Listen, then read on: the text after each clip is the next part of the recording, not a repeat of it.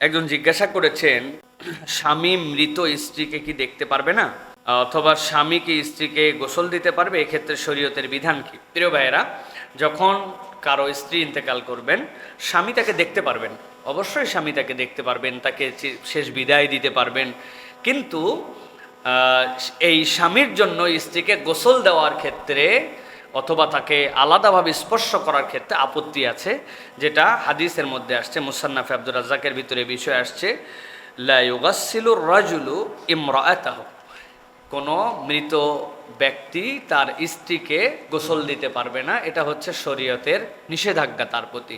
সুতরাং তাকে গোসল দিতে পারবেন না, অন্যান্য মহিলারা তাকে গোসল করাবেন, কিন্তু তাকে দেখতে পারবেন, শেষ বিদায় দিতে পারবেন, তাকে কবরে নামাতে পারবেন, কবরস্থ করতে পারবেন, এক্ষেত্রে শরীয়তে আপত্তি নাই।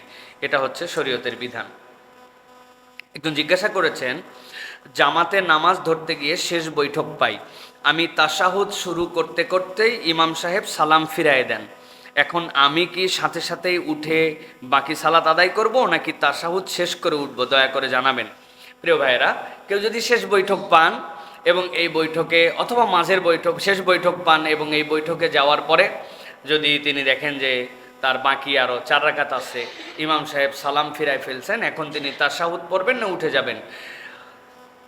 ইন্দাল আহনাফ এবং অন্যান্য ফোকায়ে কেরামের মতামত অনুযায়ী তার বিধান হচ্ছে, ফাল মুখতার, এই ব্যক্তি যিনি মাসবুক হলেন তার দায়িত্ব হচ্ছে যে কি আইয়ুতিম্মাত তাশাহুদ, তাশাহুদ তিনি পূর্ণ করবেন, পূর্ণ করার পরে এরপরে উঠে তিনি তার সালাতের বাকি অংশগুলো পূরণ করবেন। তবে কেউ যদি তাশাহুদ পূরণ না করে উঠে যান, যে সালাম ফিরাই ফেলছে, উনি উঠে গেছেন, তাহলে তার সালাত আদায় হয়ে যাবে, কিন্তু তার জন্য দায়িত্ব হচ্ছে যে ইমাম সাহেবের সাথে যতটুক পেয়েছেন, সালাম ফিরাই ফেলছেন, উনি দ্রুততার সাথে তাশাহুদ শেষ করে উঠে দাঁড়ায় মাসবুক অবস্থায় যে কয় রাকাত সালাত মিস করেছেন সেই সালাতগুলা তিনি আদায় করে ফেলবেন। এটা হচ্ছে তার জন্য উত্তম বিধান হবে।